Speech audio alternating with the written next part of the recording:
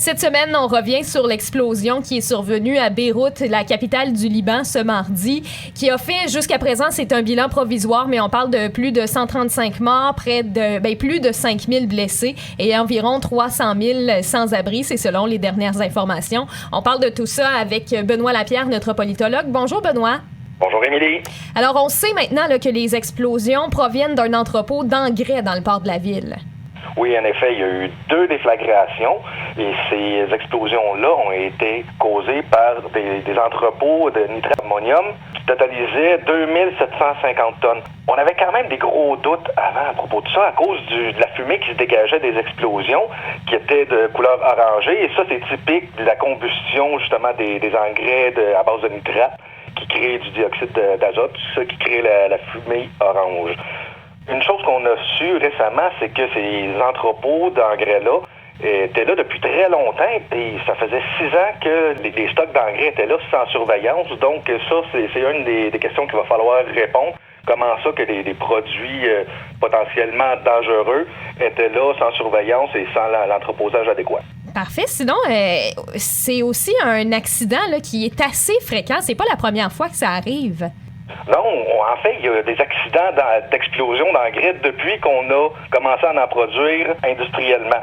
C'est grâce au procédé Haber-Bosch qui a été créé en 1913 qui permet de retirer des engrais, des nitrates à partir de l'ammoniac.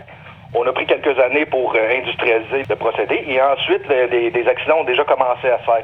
Quelques années après qu'on a découvert le procédé, en 1921, il y a eu le premier gros accident qu'il y a eu en Allemagne, où ce qui avait fait 561 morts, dans une usine même, la compagnie qui avait inventé le procédé. Ensuite, en 1947, pour les gros volumes, il y avait eu un bateau cargo norvégien qui transportait 3000 tonnes d'engrais qui avait explosé, qui avait fait une vingtaine de morts et 500 blessés. Un petit peu plus récemment, en 2001, la même chose est arrivée en France, où il y a eu 300 tonnes qui a explosé à Toulouse, la 4e plus grosse ville du pays, qui avait fait une trentaine de morts. Et très, très récemment, en 2015, en Chine, il y avait eu 700 tonnes de cyanure de sodium qui avait explosé, qui avait fait 173 morts et des centaines de blessés. Mais à ce moment-là, la chose la plus dangereuse qu'il y avait eu, c'est vraiment des gros problèmes de pollution, ça avait pollué l'eau et justement la région avait eu des gros problèmes environnementaux après cette explosion-là. Et sinon, qu'est-ce qu'il y en est de l'aide humanitaire? Est-ce que les autres pays s'organisent présentement, se mobilisent? Oui, il y a quand même une grosse mobilisation autour du Liban. Surtout dans les pays arabes, on a eu le Koweït, l'Égypte, le Qatar, la Turquie, l'Iran qui ont déjà promis de l'aide humanitaire et dans certains cas, ça a déjà été envoyé. Aussi, il y a eu beaucoup de pays d'Europe, mais c'est surtout la France.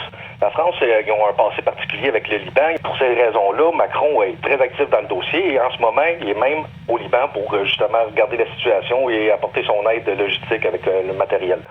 Sinon, côté international, il y a l'Organisation mondiale de la santé qui s'est engagée. Il y a le Croissant Rouge qui est dépendant de la Croix-Rouge et la Banque mondiale aussi qui a promis d'aider le Liban dans cette situation. De notre côté, au Canada, pour l'instant, on a promis 5 millions de dollars pour justement aider à la situation d'urgence. Sinon, il faut savoir que c'est surtout de l'aide médicale, soit du matériel ou des hôpitaux de campagne.